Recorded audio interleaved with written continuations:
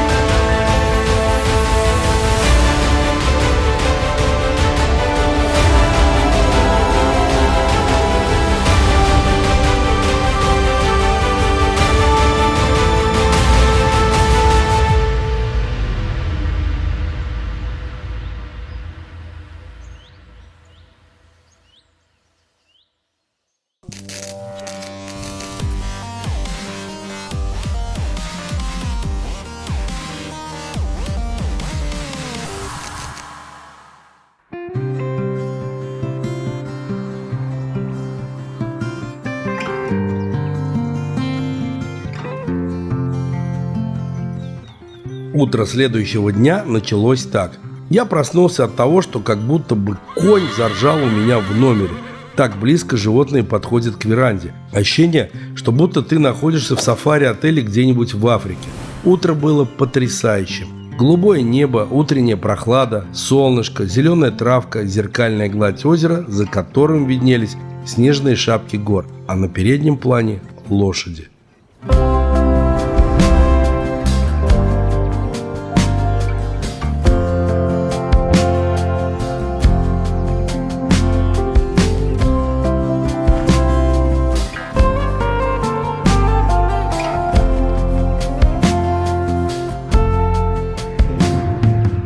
Прекрасное утро, утро нового дня. Мы все в той же локации, на берегу прекрасного небольшого озерка. Живем в таком гостиничном комплексе. Утром у нас будут коровки, лошадки и сплошная безмятежность, потому что вот этот вид на вот эту травку, на вот эту воду, на заснеженные горы, сопки, это ни с чем не сравнится. В лучах утреннего солнышка мы начинаем собираться, и буквально через 20 минут мы покидаем это место и движемся на следующую локацию, потому что у нас сегодня тоже активный мотодень.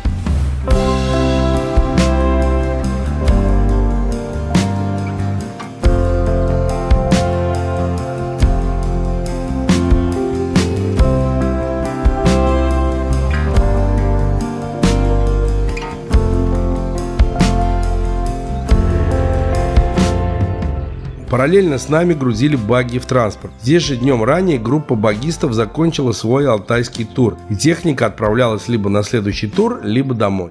Ну что ж, на протяжении всего нашего маршрута мы постоянно встречаем машины с различной техникой для активного туризма. Это вот такие потрясающие большие болтоходы, и квадроциклы, и маленькие багги, и большие скоростные багги-маверики. Друзья, это говорит о том, что тема активного путешенческого туризма очень сейчас развита. Люди не хотят просто где-то сидеть в отелях, купаться в бассейнах. Понятно, у кого есть маленькие дети, это неизбежно. Но люди хотят открывать свою страну, исследовать свою страну, получать много информации и, преодолевать какие-то трудности. Особенно, когда ты приезжаешь пыльный, уставший, немножко натрёсшийся, прийти в хороший отель, искупаться либо в горной речке, это кайф, который вы запомните на всю жизнь. Это будет вашим нематериальным сувениром. Забегая вперед, скажу, что те ландшафты, по которым мы проедем через несколько часов, идеально подходят как раз для багги. Но ни в коем случае не подумайте, что Завидов уже устал, утренний брифинг профукал. Нет, ребята, дело в том, что мы ночевали в одном месте, то есть там только прекрасный ночлег и виды, а с кормежкой там все плохо, поэтому мы сейчас приехали на завтрак, где покушаем и уже отсюда отправимся на сегодняшний маршрут. Ну а традиционно, что у нас будет на маршруте, рассказывает Антонио!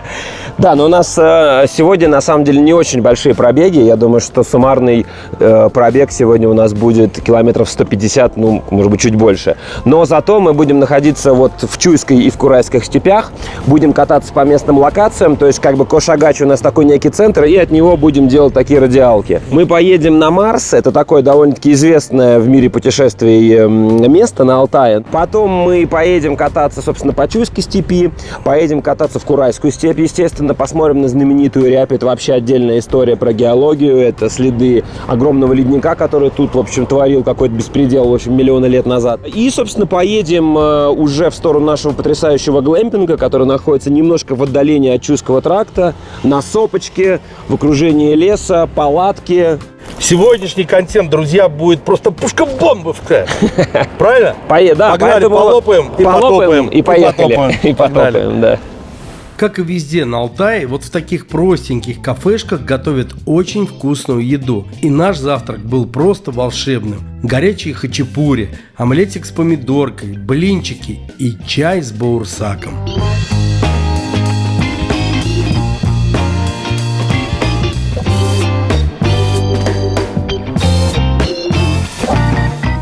Отправляемся на первый радиальный маршрут к местности, которую окрестили Марс. Почему Марс? Скоро все поймете. Часть пути идет по асфальту, а дальше по грунтовке.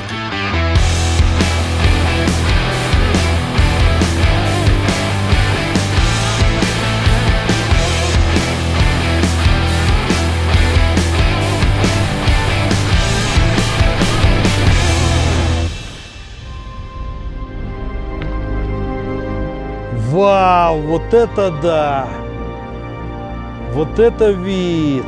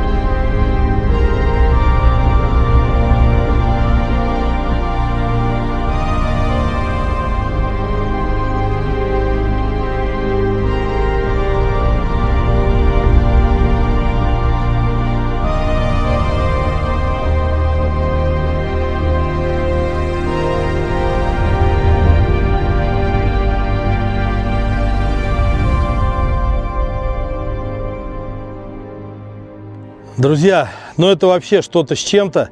Это настоящий космический ландшафт. Буйство цветов от серо-зеленых до бурых, до красных. Практически вся линейка оттенков здесь представлена. Ландшафты очень схожие, наверное, с марсианскими.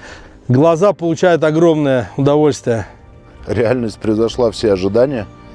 Краски действительно какие-то умопомрачительные. То есть ты в какой-то момент, наблюдая за окрестностями, не понимаешь, где ты находишься. И, собственно, голова у тебя так, можно сказать, отдыхает. То есть мысли куда-то улетучиваются. И ты вот находишься в этом интересном марсианском пейзаже, ловишь какую-то энергию, находишься внутри своего космоса. Очень приятно, что в нашей стране есть такие красивые места. Надо ездить всем. На любом виде транспорта, на мотоциклах, на автомобилях, на велосипедах люди ездят и ходят пешком. Даже вот я не могла представить, что на Земле есть такие места красивые. Ты как будто бы в какую-то параллельную реальность попадаешь. Я поражена. Тяжело рассказать. Голова отказывает, думать не хочет. Все ресурсы только в глаза ушли. Вот сидишь, смотришь и все. И больше ничего. Собственно, налюбовавшись вдоволь этой красотой, отправляемся в марсианское путешествие. Нам предстоит объехать этот каньон поверху, спуститься к реке и вдоль нее проехаться.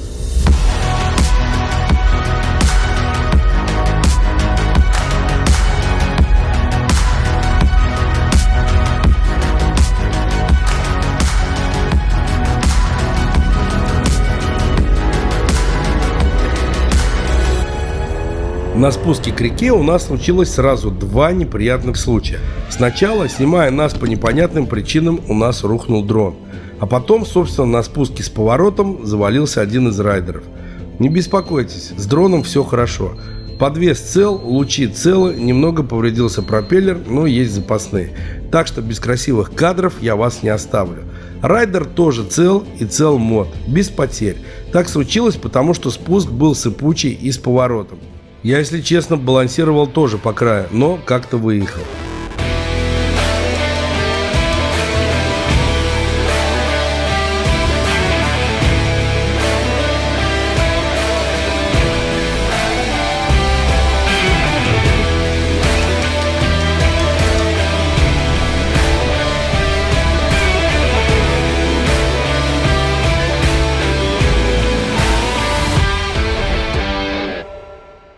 Подъезжаем к мостику наперекор, и все желающие могут искупаться, тем самым разогнав всю рыбу местным рыбачкам.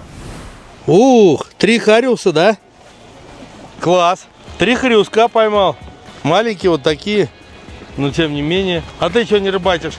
Не ловится?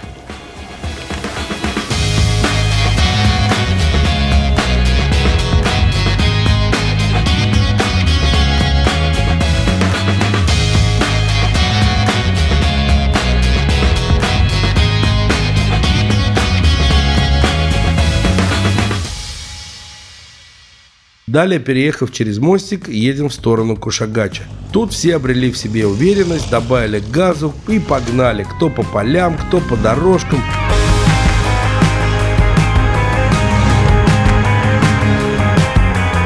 И, как правило, лишняя самоуверенность приводит к следующему.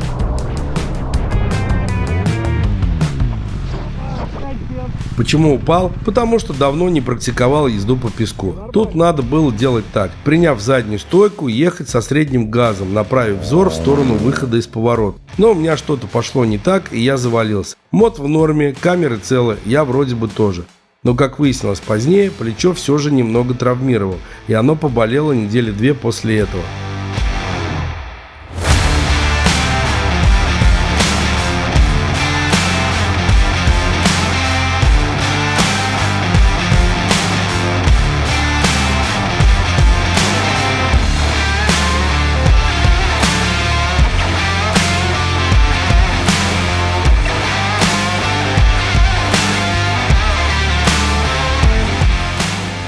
Ну а мы, двигаясь в сторону Кушагача, понимаем, что прямо там льет мощнейший ливень, и мы к нему становимся все ближе и ближе. Команда готова уже одевать дождевики, но Антон упорно нас тащит дальше и не останавливается. Уже чувствуется дыхание стихии, влаги, ветра. Заехав в поселок, резко меняем курс и едем параллельно дождю. Дорога из щебня имеет некоторую колейность.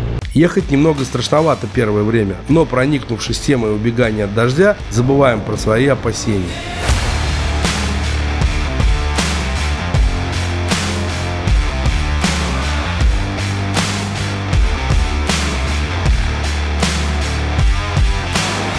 Подъезжаем к огромной каменюке. Это и есть мегалит, которому много миллионов лет. И как он сюда попал, непонятно.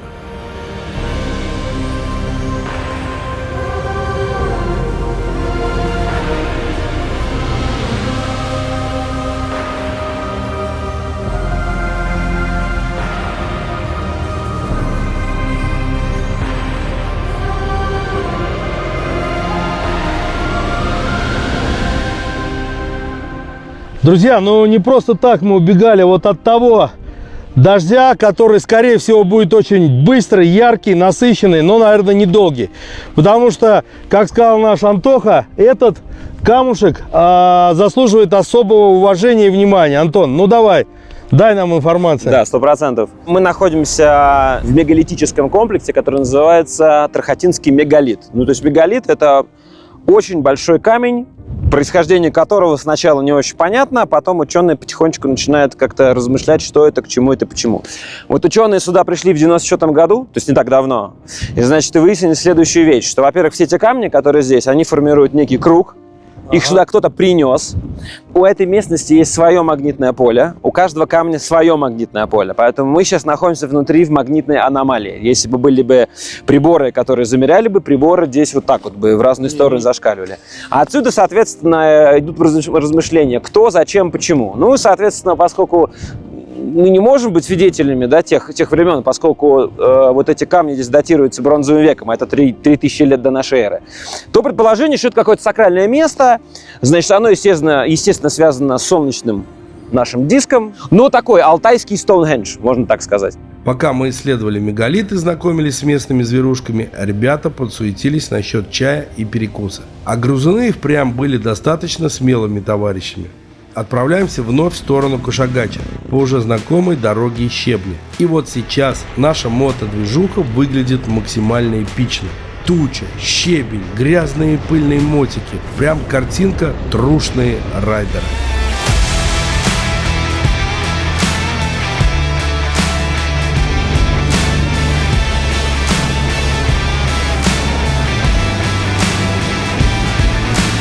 Проезжая Кошагач по лужам, стало понятно, какой дождь здесь прошел. И нам снова повезло. Вновь мчим по Чуйскому тракту в Курайскую степь, к одному очень важному природному образованию под названием Курайская гигантская рябь течения.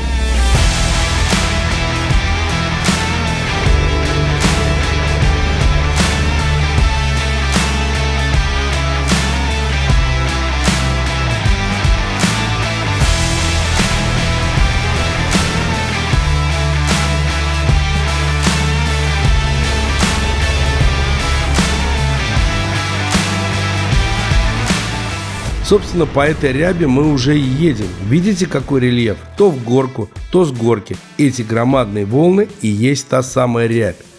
Гигантская рябь течения в Курайской степи – последствия самого грандиозного потопа на Земле по версии ученых. Согласно основной теории, в период ледниковой эпохи высокогорные Чуйская и Курайская котловины были разделены спустившимся ледником, который образовал ледяную плотину. Заполняясь водой, котловины превратились в ледяные озера с дрейфующими айсбергами. Так появилось величайшее на Алтае Чуйское озеро площадью 3000 квадратных километров и объемом 1000 кубических километров воды. В наши дни совокупный объем всех озер Горного Алтая не составит и половины древнего водоема. Для наглядности, Чуйское озеро было в 2 раза глубже и в 15 раз объемнее Телецкого озера. Чуйское озеро наполнялось водой около 100 лет, пока в период потепления, примерно 12 тысяч лет назад, ледяная плотина между Чуйской и Курайской котловинами не прорвалась. Расход воды катастрофического паводка составлял 18 миллионов кубических метров в секунду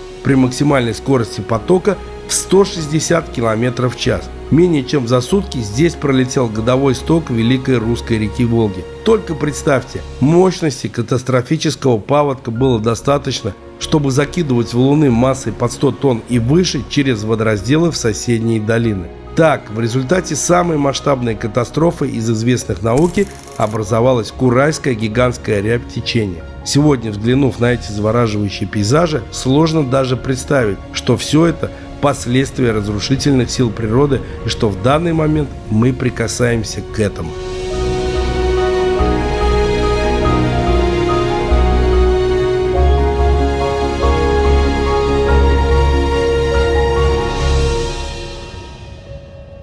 Дальше ехать нам нет смысла, так как нужно двигаться в обратную сторону. И имея перед собой прекрасную водяную преграду, Антон показал нам мастер-класс, как надо проходить водные препятствия. Красавчик, что тут скажешь? Приятно, когда твой гид так проскиллован.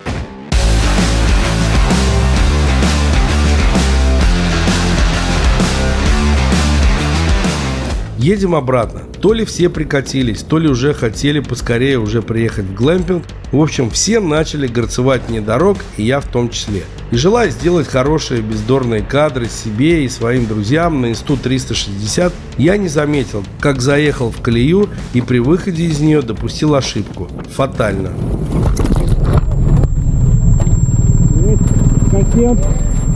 Еще одно падение на сегодня. И на этот раз есть ощущение, что не все в порядке в коленке, на которой полгода назад я порвал внутреннюю крестообразную связку на хоккее. Мод подняли, отдышались, поехали. Но чувство того, что там не все в порядке, даже сейчас меня не покидает.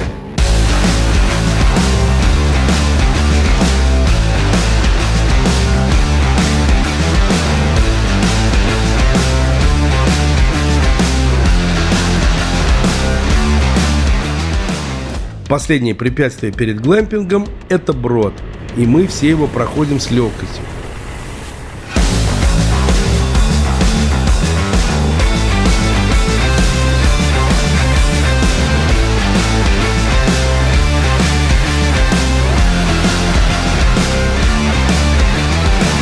Пару спусков и подъемов, и здравствуй, новая локация. Здравствуй, глэмпинг выше гор.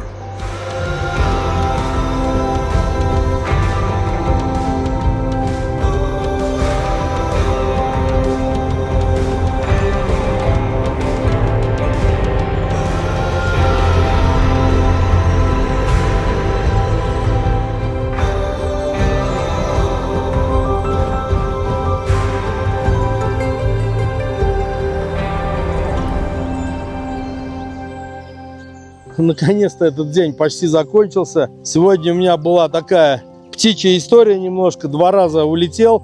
Но, тем не менее, все прекрасно, все целое, мотик целый, руки, ноги вроде бы целые, чуть-чуть болят, но это, так сказать, чтобы помнилось лучше уроки правильного вождения. Мы приехали в глэмпинг, который находится на Чуйском тракте, выше гор. Здесь потрясающий ландшафт, лиственницы, горы с холмами, зеленые такие растительности. Ну, в общем, очень красиво. И там вдалеке виднеется ледник. Если честно, это такая прям очень алтайская картинка, которую хочется жрать ложками. Добродушная хозяйка Инна нам рассказала об особенностях нашего проживания, из которых мы поняли, что электричество от генератора, который работает до 22 часов, что ночью желательно не выходить, так как с соседней фермы прибегает большой алабай и бегает по всей территории, и что ужин будет подан ровно в 19 часов. Поэтому разбредаемся по своим домикам-палаткам, раскладываемся, заряжаемся, готовимся к вечерней программе, которая обещала быть очень колоритной. Ну что ж, друзья, приглашаю вас на рум-тур в мою палаточку. Пойдемте. Так, ну что мы имеем? Мы имеем здесь вот такие замечательные кресла туристического типа для отдыха. Вид прекрасный, вид просто сказка. Об этом виде можно мечтать. Давайте пройдем вовнутрь. Так, но сама палатка из такого достаточно плотного материала, но он не теплый. Есть москитная сетка. Проходите, пожалуйста. У нас есть здесь двухспальная кровать, но здесь буду ночевать я один. Карта Алтая, чтобы мы не забывали, где мы находимся. Собственно, вешалка, фонарик на всякий случай. И вместо шкафа сундучок. В сундучке у нас лежат дополнительные одеяла. Да, и здесь есть электричество. Мы можем спокойно заряжать все наши гаджеты. И есть еще вот такая штука под названием электропростынь. То есть мы ложимся на нее, и если кому-то холодно, ну хотя сейчас ночи еще достаточно теплые, градусов там 12-14 точно есть. А при такой температуре лучше укутаться одеялком и спать. Это будет максимально свежий воздух. Будем слушать, как алтайские цикады и сверчки будут нам заполнять звуковое пространство. Ну и, собственно, пройдемте в святую святых, санузел. Так, что мы здесь видим? Мы здесь видим кран, зеркало, умывальничек, так сказать. Водичка, ага, и горячая, и холодная. Есть у нас тут мыло, мусорная ведерко, планочка для полотенцев. И вот, собственно, он. Туалет типа сортир, белый биотуалет. Как им пользоваться, я пока не знаю, но, в общем, будем узнавать. Ну и, собственно, здесь душ, в котором есть тоже горячая и холодная вода. Все как бы нормально. Душ, полотенце, туалет, умывальник. Все есть, да, кстати. Вот, собственно, инструкция. Ну, почитаем на досуге. Самое главное, что этот день подошел к концу. Вот. Но не подошло к концу наше путешествие. Впереди нас ждет еще вкуснейший ужин. И нас ждет посиделки у костра.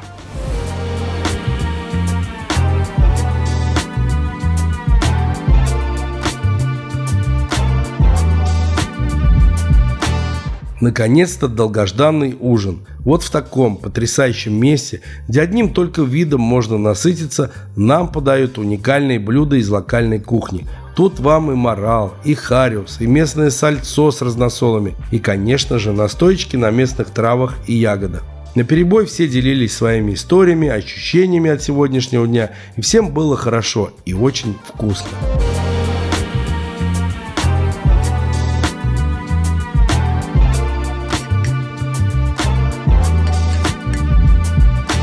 Тем временем день близился к своему логичному завершению. Антоха разводил уже костер, и всех гостей этого прекрасного глэмпинга ждал музыкальный сюрприз от наших организаторов. Ребята ангажировали настоящего алтайского музыканта, владеющего уникальным горловым пением по имени Баир. И хочу вас познакомить с 3 видами горлового пения, которые я уже сказал. Первый вид горлового пения называется каркара. Она олицетворяет Нижний мир. Почему? Потому что раньше, когда шаманы камланили, какие-то свои обряды, камлания делали.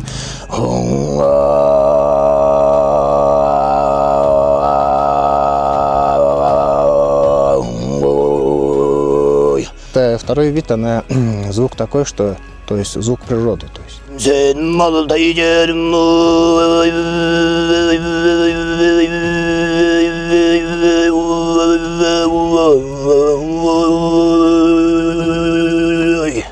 Третий звук, она самый сложный вид горлового пения, называется СБСК, и это как свист, и она извлекается вот так.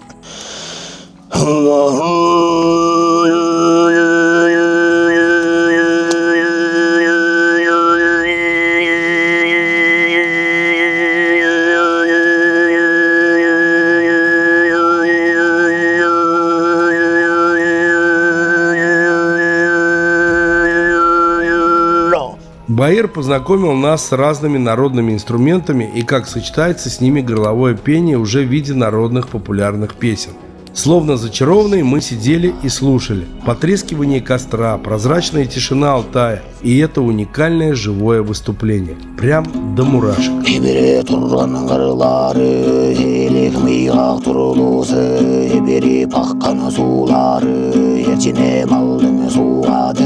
Aylanır ahırları, hanının uçtun duruluzu, ağıp düşkene suları, ah bu yanını suğadı, biresini kırgımdı, sesim konnodu göksüme, kanıca çıktır ütküre, kalaptu yoldur gözümde, kalığımın çırayı, kaya taşlar cüzünene, möngüne akkanı möngüne su, müldür eşkene göz iste, gözünü dürer yıldızız, dengerinin dövünde.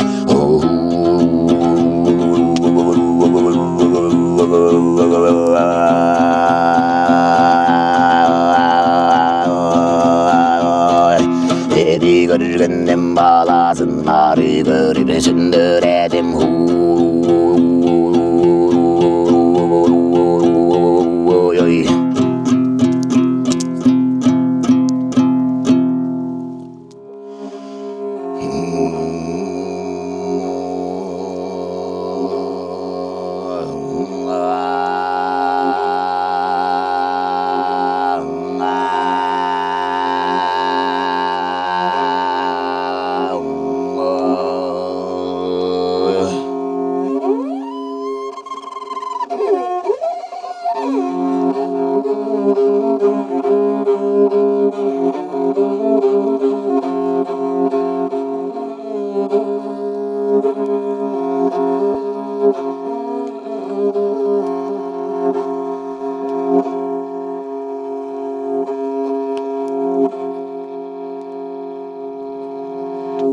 Баир рассказал нам многое про алтайское гостеприимство и про обычаи. Конечно, всего не пересказать и не показать. Лучше приезжайте сами и насладитесь живым общением с местными жителями. Поверьте, это очень интересно. От имени можно сказать, моей семьи и вот нашей чуйской земли, хочу вам пожелать всего наилучшего, самого хорошего. У кого еще не сбылись мечты, которые, да, мечтают, чтобы они сбылись, и чтобы самое главное у вас было здоровье. Когда здоровье есть, и деньги, и бабки, и все, богатство будет.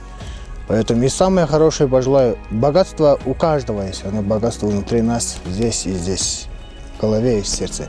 Поэтому всего хорошего. Очень было приятно видеть лица, очень приятно. Конечно, мне очень видно, когда еще камера светит. Вот, посветите, пожалуйста. Мы такие разные, но мы все... И, так сказать, уже по традиции, в завершении вечера совместное исполнение хита всех времен и народов. Думаю, что Василий Вакуленко, автор этого хита, такого кавера еще не слышал.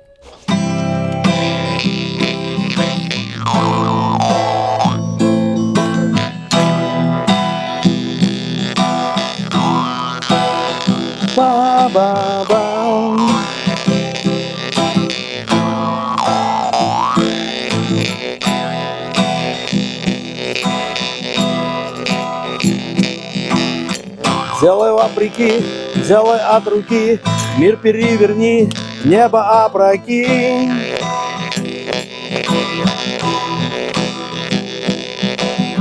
Как жаном грозки в каждом черновике, учитель продолжается в твоем ученике.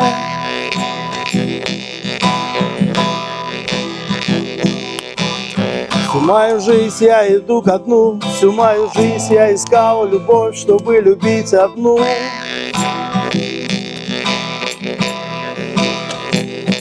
Они сказали, нас поздно спасать и поздно лечить. Плевать, ведь наши дети будут лучше, чем мы. Лучше, чем мы. Лучше, чем мы. Когда меня не станет, я буду петь голосами моих детей и голосами их детей. Нас просто меняют местами. Таков закон сансары, круговорот людей. Ой, мама. Спасибо вам большое. Расходиться не хотелось. Мы еще посидели у костра, переваривая полученные эмоции от услышанного, выпили травяного чая и подумали о вечном.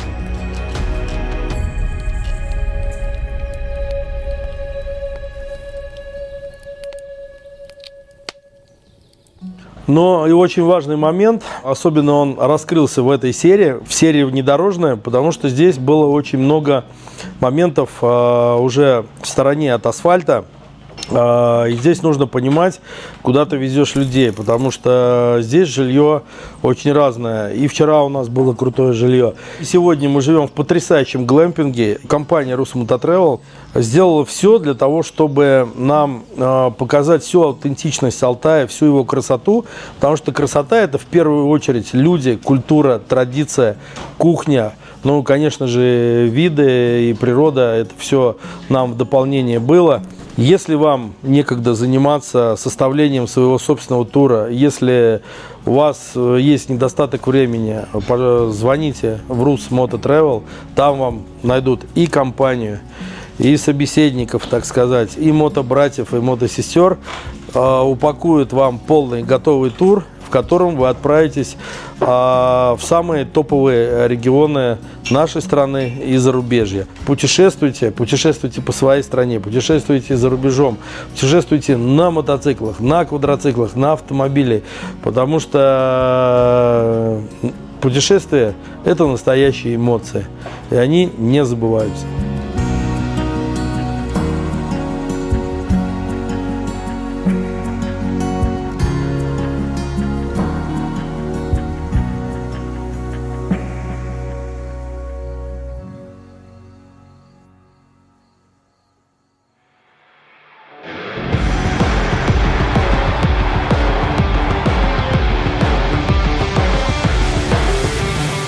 В следующей серии нашего алтайского путешествия вы в полной мере насладитесь Чуйским трактом, увидите гейзерное озеро, Побывайте на месте слияния двух великих рек Алтая – Катуни и Чуя.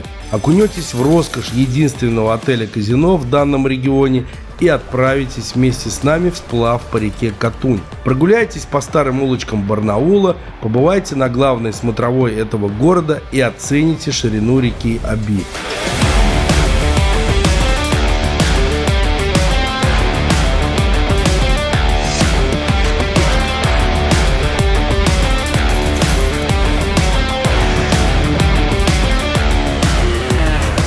Поэтому, чтобы не пропустить эту очень красивую серию, прямо сейчас подпишитесь на канал, поставьте лайк и напишите свои эмоции от увиденного в комментариях. До новых встреч и пока!